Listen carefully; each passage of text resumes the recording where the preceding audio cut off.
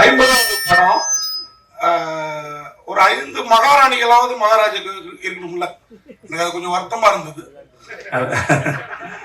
மகாராஜானா மகாராணியோட தான் இருக்கும்னு நினைச்சேன். அப்ப நாட்டை யார் தான் ஆள்றது? அந்த பொறுமை கதின்னு ஆயிடுதா? மகாராஜாக்கள் அப்படிதானே இருந்தாங்க. எல்லா மகாராஜா அப்படி இருந்துக்கு வாய்ப்பு இல்லை இல்லைங்க. ரைட்டு.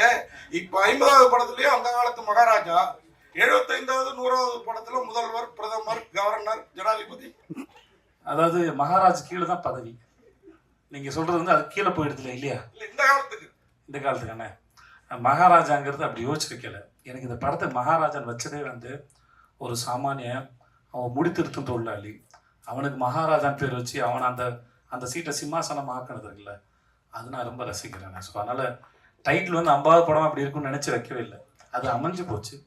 தயாரிப்பாளரும் சுதன் சார் இருக்கும்னு நாங்கள் நினைக்கல, இயக்குனர் இருக்கும்னு நினைக்கல, அது அமைஞ்சு போச்சு. ஸோ அது வந்து ஒரு இதுவாகிடுச்சு வச்சுக்கோங்க. இந்த மகாராஜா டைட்டில் ஓகே ஸ்ட்ராங்காக எதாக வேணும்னு ஃபிக்ஸ் பண்ணது ப்ரொடியூசர். ரேண்டமாக இருக்கும்போது மகாராஜான்னு சொல்லும்போது இது வச்சுக்கலான்னு சொன்னார். இல்லை யோசிக்கலான்னு ஒரு 3 இல்லை இதுதான் வேணும் அப்படின்னு சொல்லி ஸ்ட்ராங்காக இது பண்ணது ப்ரொடியூசர். சொல்லுங்கள் சார். பிரயாசத்தை தேடுறீங்களோ? மேடையில் ஒரு மாதிரி சொன்னீங்க, ஃபோன் எடுக்க மாட்டேங்கிறாருன்ட்டு. இல்லை அவர் அதே மறுத்து பேசல. அவருக்கு ஃபோன் எடுக்கலைங்கிறது உண்மைதான். அவர் காசு கொடுத்து படம் எடுக்க சொன்னாருங்கிறது உண்மைதான். எல்லாம் உண்மையை சொல்லிட்டாரு. முக்கியமாக அவருக்கு நிஜமாக நிதினுக்கு வந்து இன்னும் பேசவோ மறைச்சு பேசவோ தெரியல. நான் சொன்னேன் கொஞ்ச நாள் பழகிடும்டா, இன்டர்வியூலாம் பார்த்து கற்றுக்கூடா, மற்றவங்க எல்லாம் பேசணும் பார்த்து கற்றுக்கோன்னு சொல்லியிருக்கேன். அப்புறம் நீங்க காது எல்லாரும் காதையும் நீங்க இருக்கிறீங்க, ஆனா உங்க காதுல கட்டு போட்டே இருக்குது அந்த ட்ரைலர். ஆமா சார், ஆமா சார், அதான் சார் படம் வந்து பார்த்துட்டு சொல்லுங்க சார். ஆனா என்கிட்ட சொல்லுங்க சார், மக்கள்கிட்ட சொல்லாதீங்க சார் ப்ளீஸ். ஒரு நிமிஷம் சார். சொல்லுங்க சார்.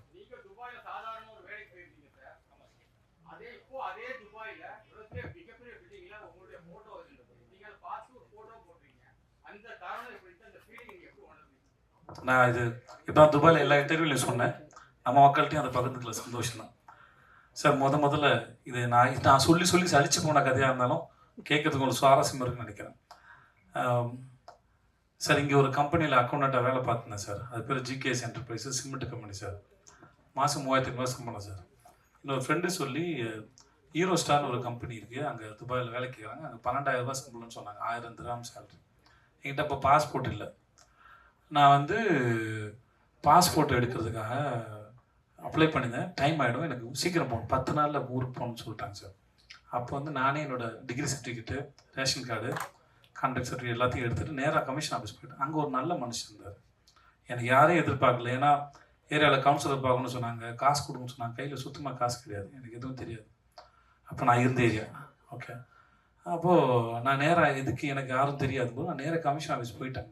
அங்கே போய் இந்த டிபார்ட்மெண்ட் கேட்டு உள்ளே இருந்தது ஒரு நல்ல மனுஷன் இருந்தார். அவர்கிட்ட இதெல்லாம் காமிச்சு, சார் குடும்ப சூழ்நிலைனால வேலைக்கு போகிறேன், எனக்கு இந்த மாதிரி கேட்குறாங்க சார், சீக்கிரம் போகணும் சார்னு. அந்த நல்ல நேரம் அவர் எடுத்தார் பாஸ்போர்ட். அந்த பாஸ்போர்ட் அப்ளிகேஷன் இவ்வளோ வந்திருந்தது சார்.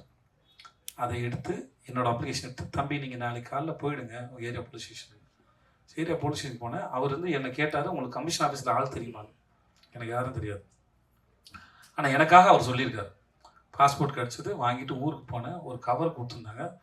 அந்த கவரை பார்த்து பட்டேல்னு ஒரு தாத்தா வருவார், அவர் கூட்டிகிட்டு போகிறோன்னு சொல்லிட்டாங்க. அவருக்கு 75 வயசு, எனக்கு 20 வயசு. அப்போது அவர் வந்து என்ன 21 வயசு எனக்கு. அவர் வந்தார், விஜய் அப்படின்னாப்புல கூப்பிட்டு போனால். வெளியே வந்தால் பாலைவனத்தில் மழை பெய்யுது. நம்ம துபாயில் பெரிய ஆளாக போகிறோம்டா அப்படின்னு நினச்சி கனவுகளோடு நான் போகிறேன். அங்கேருந்து ஒரு 15-20 நிமிஷம் என்னோடய ரூமு. அது மாதிரி ஒரு 6க்கு 3 பெட் ஒன்று கொடுத்தாங்க. அப்புறம் முடித்தோடனே என்னை நேராக கோயிலுக்கு கூப்பிட்டு போனாங்க. சரி, கோயிலுக்கும் போயிட்டோம், கன்ஃபார்ம் ஆகிடுச்சு நான் பெரிய ஆள் ஆகிறதுன்னு சொல்லிட்டு சாமியை பார்த்து அப்புறமா என்னோடய ஆஃபீஸ் போனேன், முதலாளியை பார்த்தேன். ஸோ இப்படி அப்புறம் ஆனால் நான் நினச்ச அளவுக்கு வாழ்க்கை மாறல. அது ஓரளவுக்கு குடும்ப வறுமைக்கு சூழலுக்கு அது வசதியாக இருந்தது. நான் சம்பாரிச்சு போனேன். மாதம் 10,000 ரூபா அனுப்பிட்டு இருந்தேன் நான். ஆனால் அங்கே சுற்றினேன். இப்போ நான் போகும்போது 3 வருஷமும் படித்து முடித்தோடனே குடும்பம் என் மேலே கொண்டு வரணும்னு நினைக்கிறேன். அந்த கனவுகளோட இளமையாக இருந்த காலத்தில் கனவு வந்து டெண்டராக இருக்கும். 20 வயசு எல்லாருக்கும் எதையா சாதிக்க மாட்டேன்னு ஒரு கனவு வந்து டெண்டராக இருக்கும். அதுதான் ரொம்ப ஆழமாக இருக்கும், ஏக்கம் அதிகமாக இருக்கும். அந்த சமயத்தில் நான் சுற்றின தெருக்கள் வந்து துபாயோட தெருக்கள். அங்கே தான் சுற்றிருக்கேன், அங்கே தான் ஏங்கியிருக்கேன், எதையாவது பண்ண மாட்டோமான்னு ஏங்கியிருக்கேன். ஒரு ஆப்கானிஸ்தான் போகிறதுக்கு ஒரு செக்கோஸ்லோவாக்கியா கம்பெனியோட போய் இன்டர்வியூ அட்டன் பண்ணி ஃபஸ்ட் ஒன் செலக்ட் ஆகிட்டேன். அன்றைக்கி எனக்கு சம்பளம் தரதா சொன்னது 75,000 ரூபாய். இது கிடச்சிருந்தா அங்கே தான் போயிருப்பேன் நான். என்னோட அதிகம் படித்தவங்களுக்கு அடுத்த ரவுண்டில் நான் ஃபெயிலியர் ஆகிட்டேன், எனக்கு அது கிடைக்கல. ஸோ இப்போ அதுக்கப்புறம் திரும்பி வந்து பல வருஷம் கழித்து அந்த இடத்துல பார்க்கும்போது நான் அதை எதுவுமே பார்க்கல. நான் அங்கே ஏக்கத்தோடு சுற்றினேன். அங்கே ஒரு வெண்டிங் மிஷின் இருக்கும், அந்த காசு போட்டால் தம்ஸ்அப்பு அந்த கூல்ட்ரிங்க்ஸ் வரல, அது வெண்டிங் மிஷின். ஒரு தினம் வச்சு இதை செலவு பண்ணலாமான்னு வேணாமான்னு யோசிச்சுட்டு இருக்கேன். ஏன்னா அங்கே இருந்து என்ன மாதிரி பழங்களோட நிலைமை அதுதான். ஏன்னா காசு இஷ்டம் செலவு பண்ணிங்கன்னா வீட்டுக்கு பணம் அனுப்ப முடியாது, கொண்டாட்டெல்லாம் முடியாது. அங்கே வியாழக்கிழமை ஆனால் எல்லோரும் ஒன்று கூடுவோம், ஒன்றா சமைச்சு பிரியாணி சமைச்சு சாப்பிட்டுட்டு அப்புறம் துணியெல்லாம் துவைச்சி காய போட்டுட்டு சாயந்தரம் ஆனால் அங்கே கிரிக் இருக்கும், அந்த ஊரை பரதுபாய் தேரதபம் இருக்கும், அங்கே போய் சும்மா இருந்துட்டு திரும்பி முடி இவ்வளோ தான் இருக்கும். ரூமை சுத்தம் பண்ணுறதும் பாத்ரூம் கழுவுறதும் சமைக்கிறதும் இவ்வளோ தான் வாழ்க்கை. அது இதை தாண்டி கனவு கூட நேரம் இருக்காது. ஸோ அந்த ஞாபகங்கள் தான் வந்துட்டு இருந்தது ஒழிய எனக்கு இது தெரியவே இல்லை, இந்த இடத்துல இருக்கணும் பாரு.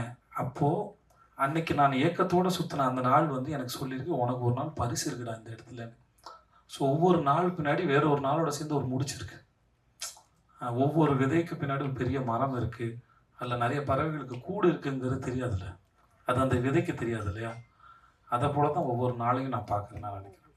சரிண்ணா, ஆக்சுவலாக நடுவில் வந்து நீங்கள் வந்து ஹீரோவாக இருக்கும்போது மாசா வந்து எல்லாத்தையும் பண்ணிகிட்டே இருந்தீங்க. அதுக்கப்புறம் திடீர்னு கேரக்டர் வைஸ் இறங்க ஆரம்பிச்சிட்டீங்க.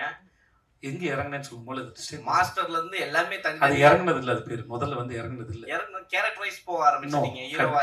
கண்டிப்பாக கிடையாது, அது அப்ரோச் இல்லைன்னு சொல்ல வரேன். நீங்கள் வில்லன் இல்லாமல் ஹீரோ இல்லை, தீமை இல்லாமல் நன்மையின் அருமை தெரியாது, வெயில் இல்லாமல் நிழல் தெரியாது, அவ்வளோதான் கணக்கே ஒழிய. அது ஈக்குவல், அது பேலன்ஸ். என் கணக்கு அதுதான் ஒழிய. நான் வில்லனாக பண்ணும்போது உங்களை எவ்வளோ என்டர்டெயின் பண்ணுறேங்கிறது ரொம்ப கவனமாக இருந்தேன். நான் வில்லனாக பண்ணி உங்களை போர் அடித்து ரொம்ப அவசியம் கிரியேட் பண்ணிட்டேன்னா நான் ஹீரோ நடிக்கிற படங்கள் அது பாதிக்கும். ஆனால் நான் வில்லன் நடிக்கும்போது எவ்வளோ தூரம் என்டர்டெயின் பண்ணலாங்கிறது தான் கணக்கு, என்னவாக இருந்தாலும் சரி. அது போகிற போக்கில் பண்ணலன்னு சொல்லுவாங்க, வேற ஒன்றும் இல்லை. இல்லை 50-50 வந்து எல்லாருக்குமே மிக முக்கியமாக தருணமாக இருக்கும். ஏன்னா 50வது படம் என்ன திரும்பி பார்த்தா அது பேசணும் அப்படின்னு இருக்கும். ஏன்னா இங்கே 40க்கு 40 அடித்த மாதிரி உங்களுக்கு 50க்கு 50 அடிக்கணும் அப்படின்ற ஒரு எக்ஸைட்மெண்ட் இருக்கும். அப்படி இருக்கும்பொழுது இந்த கதையில் இந்த 50வது படத்துக்கு இதை சூஸ் பண்ண நல்லா இருக்கும் அப்படின்னு எதை வச்சு நீங்கள் இதை தோணுச்சு? முதல்ல சரி எதுன்னு இங்கே யாருக்குமே தெரியாது. அப்படி தெரிஞ்சால் எல்லாரும் சரியானதை கொடுத்துருவாங்க, அந்த கணக்கு எனக்கு தெரியாது. ரெண்டாவது, இந்த கதை கேட்கும்போது ஒரு டைரக்டரோட பேஷன், கதை யார் வேணால் சொல்லலாம், கதை யார் வேணால், அது எடுக்கிறவர்கிட்ட தான் இருக்குது. ஒரு கதையை எப்படி மக்கள்கிட்ட கொண்டு போய் சேர்க்க போகிறோம், மக்களின் ரசனை என்ன, டைரக்டரோட சாய்ஸில் தான் எல்லாமே இயங்குது. அது ஸோ எனக்கு இந்த டைரக்டர் ரொம்ப பிடிச்சிருந்தது. நான் குரம்புமை பார்க்கல, ஷூட்டிங் போகிறதுக்கு ஒரு 4 நாள் முன்னாடி 2 நாள் முன்னாடி தான் படமே பார்த்தேன். அப்போ தான் பார்த்துட்டு அவன்கிட்ட பேசினேன். மற்றபடி டைரக்டர் எனக்கு ரொம்ப பிடிச்சிருந்தது. ஸோ இந்த கதை நல்லா இருந்தது. அப்போது 50வது படமானு சொல்லணும். இவர் சொன்னார், சுதன் சார் சொன்னார், சார் நானே பண்ணிடுறேன் 50வது படத்தை அப்படின்னு. எனக்கு 25வது படமும் நல்லா பண்ணி கொடுத்தார். எனக்கு அவர் மேலேயும் பெரிய நம்பிக்கை இருந்தது. ஸோ அப்படி தான் அமைஞ்சது. இது எந்த பிளானும் இல்லை. அப்புறம் எனக்கு வந்து 50வது படம் நல்லா ஓடணும்னு நினச்சா அப்போ 49, 51வது படம் என்ன எல்லா தயாரிப்புகளும் பணம் போட்டு எடுக்கிறாங்க. ஸோ எல்லா படமும் ரொம்ப முக்கியமான படம் தான் ஒழிய 50ங்கிறது ஒரு இந்த கடந்து வந்த பாதையை ஒரு ஞாபகப்படுத்துறதான்னு அதை தாண்டி வேறு உண்மை கிடையாது. எனக்கு அந்த எண்ணம் கிடையாது 50 நடிச்சிடணும், 100 பெருசாக ஓடிடணும். அப்படி பார்த்தா சீதக்காதுக்கு மாதிரி ஒரு படத்தை 25வது படம் செலக்ட் பண்ணியிருக்க மாட்டேன். அந்த படம் வந்து நான் வர்றது 1/2 மணி நேரம் தான் வரேன் நான். ஆனால் ஒரு ஆர்ட் ஃபார்மோட ரெப்ரஸன்டேட்டிவ் அந்த கேரக்டர். கலை எந்த பாகுபாடும் இல்லாமல் எந்த வீட்டு பிள்ளையின் மீது கூட அது இறங்கும் அப்படிங்கிறது அந்த படம் சொல்ல வருது. அதுக்கு பணமோ பேரோ புகழோ பரம்பரையாக வர அறிவோ தெரியாது, எங்கே வேணால் இறங்கும் தான் அந்த படம் சொல்ல வந்தது.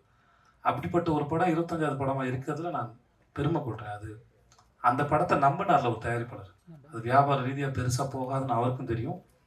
ஆனால் நல்ல படம், அது என்டர்டெய்னிங்கான ஃபிலிம் தான் அது. ஆனாலுமே அதை நம்பினார்ல, அது அவருடைய நம்பிக்கை. எனக்கு அந்த மாதிரி படம் கிடைச்சது எனக்கு பெரிய சந்தோஷம். டைரக்ட் சார் ஆக்சுவலா மகாராஜான்றது எப்பயுமே வந்து ஒரு அங்க ஒரு கோல்டு அந்த மாதிரி தான் எதிர்பார்ப்பாங்க. பட் ஆனா நீங்க மகாராஜால ஃபுல்லா பிளட்டாவே இருக்கு.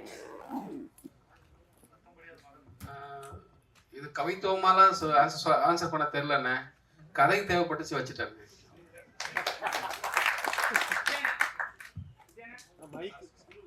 சொல்லுங்க.